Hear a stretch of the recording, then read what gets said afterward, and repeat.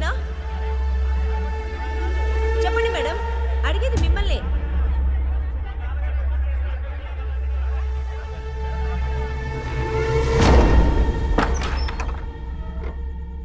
నీకు ఎలా చెప్పాలో అసలు తెలియట్లేదు.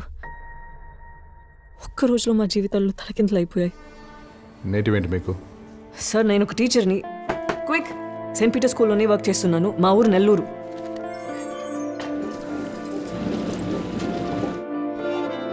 మా పాపకి వాళ్ళ అమ్మ ఏమిచ్చి పంపించారు? ఉప్మానా?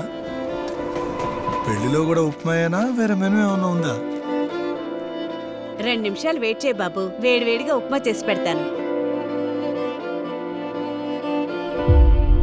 ఒక్క రోజులో మా జీవితాల్లో తలకిందులు అయిపోయాయి. నాన్ని పోలీసులు అరెస్ట్ చేశారనుకో, ఏ స్టేషన్లో ఉంచారో కూడా తెలియదు. ఏదో మాకు ఎవడు దొరక్క మీ నాన్న అరెస్ట్ చేసామని అనుకోకండి. ఫాలో చేసి వాచ్ చేసి కన్ఫర్మ్ చేశాకే అరెస్ట్ చేసాం. చూడమ్మా, మీడియాలో న్యూస్ లీక్ అవ్వకముందే ఊరు రోజులు ఇట్టుకోండి.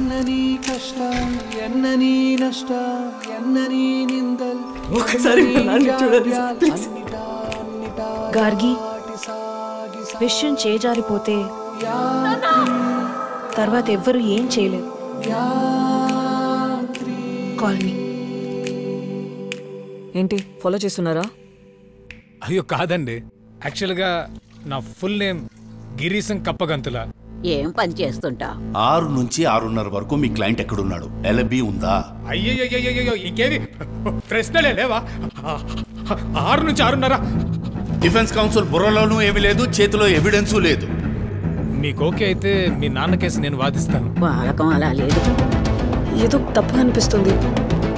మనం ఒక్కడుగు ముందుకేసి 4 అడుగులు మళ్ళీ వెనక్కిపోతున్నాం. ఉదయానికల్లా అంతా మంచి జరుగుతుందిలే. మన తలరాత ఎలా రాసిపెట్టుంటే అలా జరుగుతుంది. నువ్వు టైం, రాత, విధి అన్నిటినీ నమ్ముతావుమా, కానీ నన్ను మాత్రం నమ్మువు. ఎందుకంటే నేను మగపిల్లాడిని కాదుగా, ఆడపిల్లని. కేసే లేనోడు ఇక్కడ ఏదో ఒక రోజు ఏదో కేసు దొరుకుతుంది.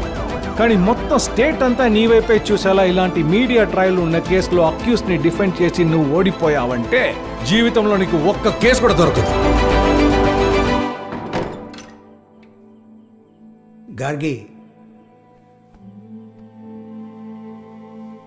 నువ్వు ఎవరు కూతురివి? ఇలాంటి వాడికి భయపడొచ్చా? ఒక నిమిషం నాన్నని తలుచుకో, ధైర్యం అదే వస్తుంది.